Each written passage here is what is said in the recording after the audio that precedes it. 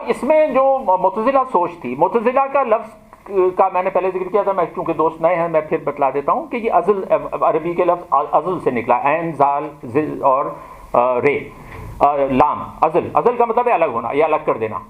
تو جب یہ واصل بن عطا نے مدرسے میں حسن بصری کے سوالات اٹھائے تو وہ بعض سوال ایسے تھے کہ جن پر ان کا آپس میں وہ اچھا وہ بھی بعض ڈاکومنٹس میں ملتا ہے کہ وہ کیا سوال و جواب تھے، میں اس کی تفصیل میں نہیں جا رہا. لیکن پھر یہ ہوا کہ وہ اس مدرسے سے نکل کے کہا جاتا ہے کہ ایک ستون تھا، اس ستون کے ساتھ بیٹھ گئے تو ان سے کہا گیا کہ یہ اب انہوں نے ازل اختیار کر لیا، یعنی یہ ہم سے الگ ہو گئے. تو الگ ہو کے جو انہوں نے سوچ چلائی، اور ان کے جو ساتھی تھے جو ان کے ہم عمر بھی تھے اور رشتہ دار بھی تھے، شاید صالح بہنوئی کا رشتہ بھی تھا عمرو بن عبید اور ان دونوں میں واصل بن عطا میں، ان لوگوں نے جو بنیادی سوال اٹھا تو وہ خالصتاً فلسفے کے سوال ہیں. وہ اس طرح سے ہیں، دیکھیں پہلے تو انہوں نے توحید، ان کا پہلا جو تھا نا وہ توحید. اب یہ توحید جو 4-5 ہے نا وہ بظاہر تو لگتے ہیں کہ یہ تو بڑے آسان سی چیز ہے، اس میں کوئی کمپلیکیشنز کیا ہے، اتنا فساد کیوں ہوا، اتنا شور کیوں مچا، اور کیوں ان کو اتنا اہمیت دی جاتی ہے.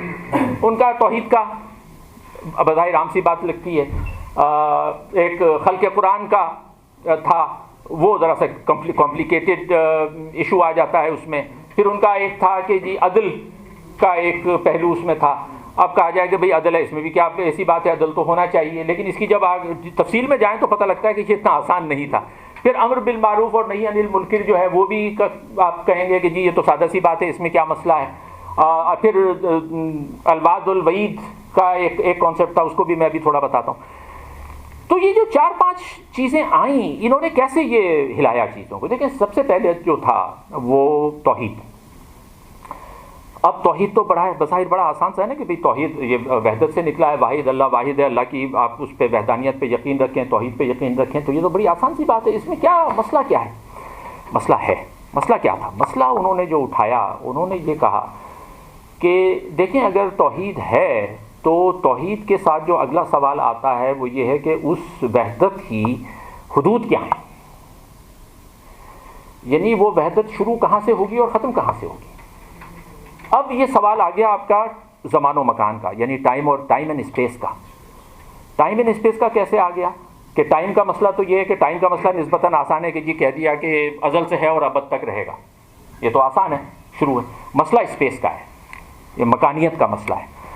مکانیت کا مسئلہ یہ ہے کہ اب یہاں اگر مکانیت کا مطلب یہ کہ اگر اسپیس آکیوپائی ہو رہی ہے اس وہ وحدت جو ہے، وہ جو توحید ہے، وہ توحید اگر اسپیس کو آکیوپائی کر رہی ہے تو وہ کہیں ختم بھی ہو رہی ہے، اور اگر ختم ہو رہی ہے تو اس کے آگے کیا ہے.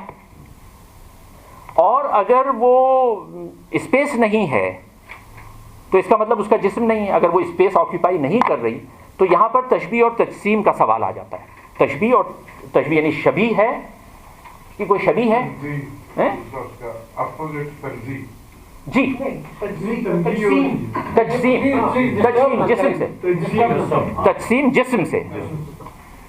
جسم سے نکلا. تجسیم یعنی وہ جسم میں ہونا.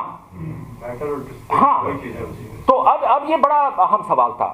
یہ اس کا تعلق پھر آپ اگر دیکھیں تو فلسفے کی جو دوسری برانچز ہیں، جیسے کہ آپ جو جہاں پر وجود کی بات کرتے ہیں، وجودیات کی، بینگ کی، کہ کیا چیز ہے کیا چیز نہیں ہے، کس چیز کو آپ بینگ مانیں گے، کس چیز کو شے مانیں گے، شے سے روح کا تعلق کیا ہے، یہ اب ساری ان چیزوں میں جا رہا ہے. تفصیل میں آپ جائیں گے نا تو یہ مطلب یہ وحدت صرف ایسی نہیں ہے کہ جی توحید کہہ دی اور بات ختم ہو گئی. توحید میں پھر اب یہ بات آ رہی ہے کہ جی تقسیم کا بڑا مسئلہ آ رہا ہے. تقسیم کا مسئلہ وہی جیسے میں نے کہا نا، تقسیم کا مسئلہ اس لیے ہے کہ جو قرآن میں چیزیں آئیں ان میں یہ جگہ جگہ کہا گیا کہ بھئی اللہ دیکھتا ہے، سنتا ہے، اور اس کے پھر 100 نام ہیں جو اب بھی ہم لوگ جگہ جگہ لکھے ہوتے ہیں، سمیع، بصیر، دیکھنے والا، سننے والا، یہ سارے نام ہیں. اچھا اب جب نام ہیں تو یہ سننا اور یہ ساری صفات بھی تو ہوئی نا، پھر یہ تو صفت ہوئی. اب جب صفت ہے تو صفت کے ساتھ پھر یہ سوال آئے گا کہ وہ جو صفت رکھنے والا ہے اگر دیکھنے والا ہے تو دیکھنے والے کی آنکھ ہوگی تو دیکھے گا، سننے والے کے کان ہوں گے تو سنے گا. تو اب یہ چیزیں ہیں یا نہیں ہیں؟ تو پھر وہ جو سوال یہی آ رہا ہے کہ اگر یہ چیزیں ہیں، اگر یہ صفات ہیں، اگر صفات ہیں تو یعنی صفات کا مطلب ہے کہ پھر جسم ہے، تجسیم ہے، اور اگر جسم ہے تو اجزائے جسمانی یا اعضائے جسمانی ہیں. جیسے کہا گیا کہ وہ جب ہم یہ پڑھتے ہیں کہ جی وسیع کرسی السماوات والارض، تو اب کرسی ہے، کرسی پہ تشریف ہے، تو اب جہاں کرسی ختم ہو گئی اس کے آگے کیا ہے؟ اور اگر کہتے ہیں کہ اگر جسم ہے تو اگر میرا جسم ہے تو میرے جسم کی حد ہے، اور جسم کا مطلب یہ ہے کہ میں ہر جگہ نہیں ہو سکتا ہوں. اگر میں یہاں کھڑا ہوں تو میں بیک وقت یہاں کھڑا ہو کے یہاں بیٹھ نہیں سکتا، یا بیٹھ سکتا ہوں؟ نہیں بیٹھ سکتا. تو اب اس کا حل کیا ہے؟ تو اب جو وہ ہما است والی بات آ رہی ہے نا، اومنی پوٹنٹ ہونے کی ہم جب بات کرتے ہیں، اومنی پریزنٹ ہونے کی جب ہم بات کرتے ہیں کہ یہ اومنی پریزنٹ یعنی ہر جگہ موجود ہے. جب اگر ہر جگہ موجود ہے تو یہ اس بات کی نفی ہو رہی ہے کہ جسم ہے، اور اگر جسم نہیں ہے تو اعضاء جسمانی نہیں ہے، اور اگر اعضاء جسمانی نہیں ہے تو صفات نہیں ہے. سننا جو کچھ بھی آ رہا ہے وہ سمیع اور بصیر اور یہ ساری جو صفات دی جا رہی ہیں ان پہ سوال اٹھ رہے ہیں. تو آپ مجھے بتائیے کہ یہ